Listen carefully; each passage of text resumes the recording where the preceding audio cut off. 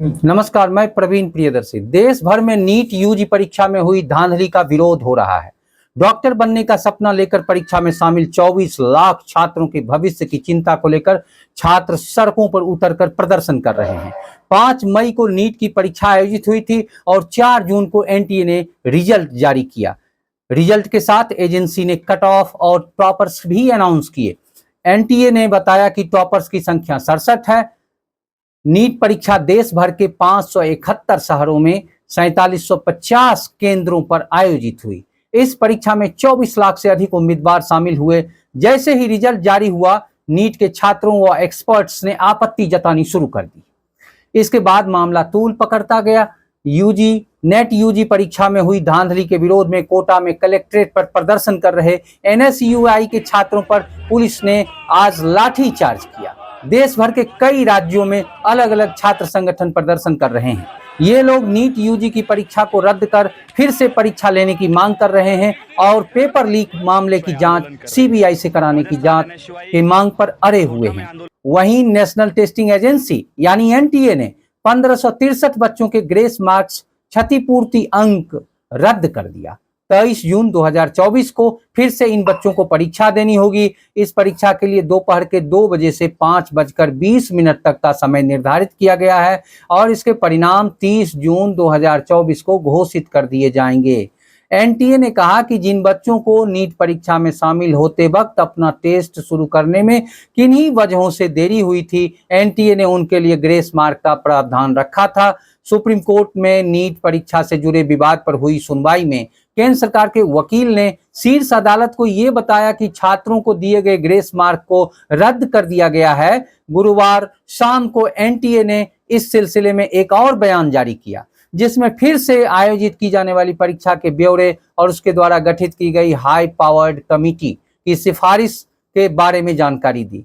NTA ने कहा कि 1563 बच्चों को ग्रेस मार्क्स या क्षतिपूर्ति अंक दिए जाने के मुद्दे पर गठित की गई उच्चाधिकार प्राप्त समिति ने मामले से जुड़े सभी पहलुओं पर गहराई से विचार करने के बाद अपनी सिफारिश पेश की है, जिसे नेशनल टेस्टिंग एजेंसी ने स्वीकार कर लिया है।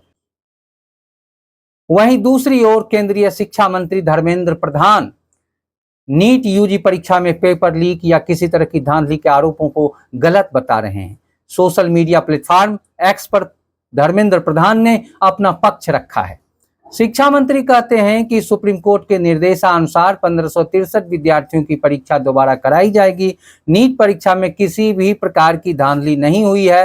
भ्रष्टाचार या पेपर लीक की कोई भी पुख्ता सबूत अभी तक सामने नहीं आया है। इससे संबंधित सारे तथ्य सुप्रीम कोर्ट के सामने हैं और विचाराधीन हैं। उन्होंने विपक्ष को आड़े हाथों लेते हुए कहा कि छात्रों के भविष्य पर राजनीति करना कांग्रेस की पुरानी आदत है।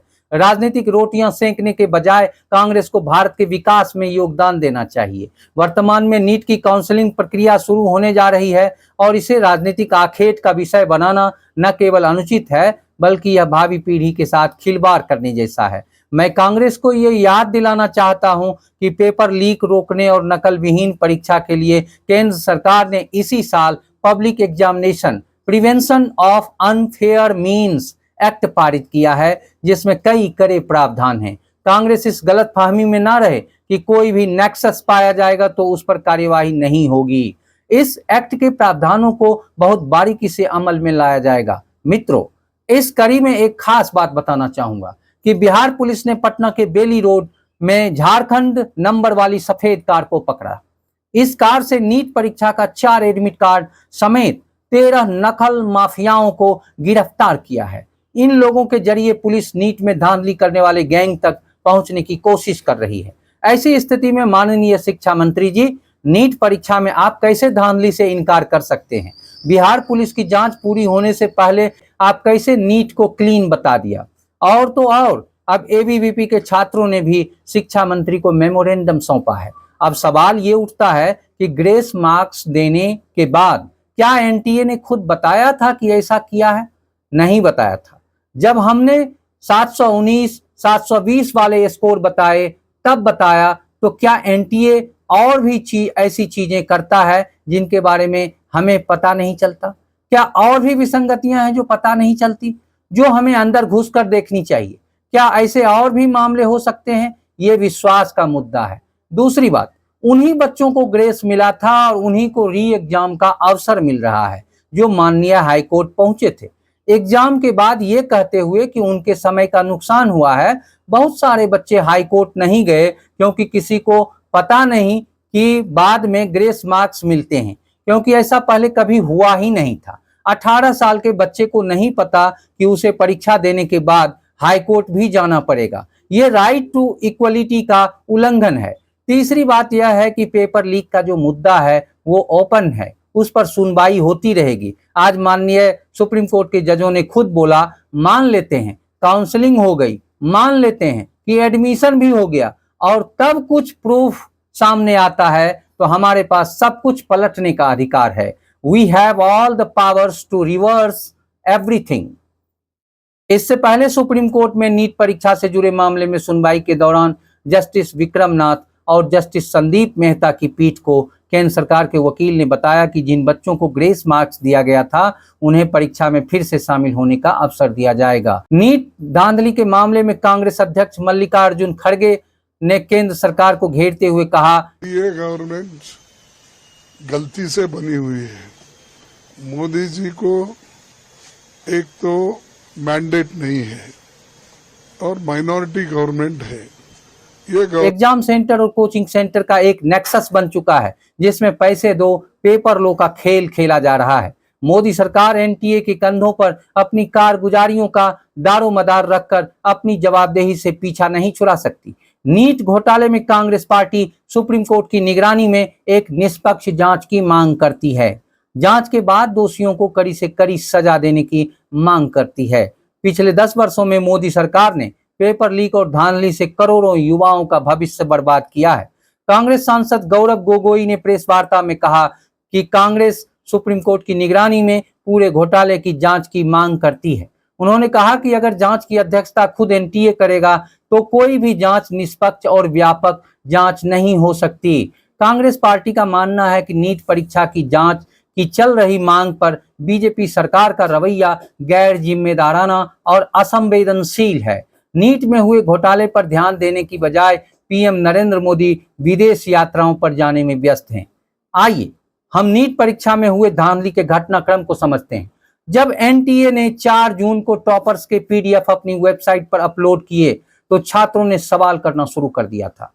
छात्रों ने एजेंसी से पूछा कि जहां हर साल 1 या अधिकतम 2 टॉपर निकलते हैं, वहीं इस साल कुल 67 टॉपर हैं और इन सभी को परफेक्ट 720 अंक मिले हैं, ये कैसे हुआ?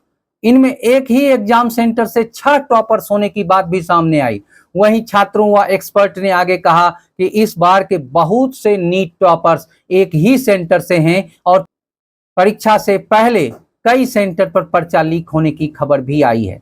इसके बाद एनटीए ने जवाब दिया कि परीक्षा में 1563 उम्मीदवारों को ग्रेस मार्क्स दिया गया। बस इसी वजह से एनटीए विवाद के घेरे में आ गया। फिर छात्रों ने कहा कि खास सेंटर्स के स्टूडेंट को ही ग्रेस मार्क्स दिए गए हैं, जबकि पेपर लेट कई सेंटर्स पर हुए। एक्सपर्ट ने भी आरोप लगाते हुए कहा कि इस रिजल्ट में 2 छात्रों को, जिनकी रैंक भी 68 और 69 आई है, 718 और 719 नंबर दिए गए, जो कि नीट की मार्किंग स्कीम के हिसाब से संभव नहीं है। इसके बाद नीट के छात्रों ने देश भर में प्रदर्शन करने शुरू कर दिए। एनटीए से फिजिक्स वाला के सीईओ अलक पांडे, कांग्रेस नेता प्रियंका गांधी, राहुल गांधी और रणदीप सुरजेवाला समेत कई राजनेताओं ने भी सवाल पूछे।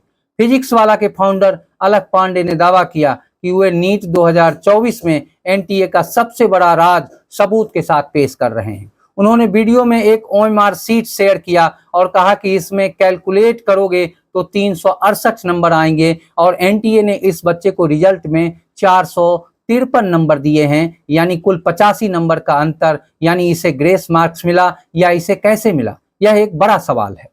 कुछ छात्रों ने एनटीए के विरोध में सुप्रीम कोर्ट, हाई कोर्ट व लोअर कोर्ट में याचिकाएं दायर करनी शुरू कर दी। 11 जून को नीट एग्जाम में गड़बड़ी का आरोप लगाते हुए सुप्रीम कोर्ट में याचिका दाखिल की गई कि नीट यूजी 2024 रिजल्ट को वापस लिया जाए और दोबारा एग्जाम कराया जाए।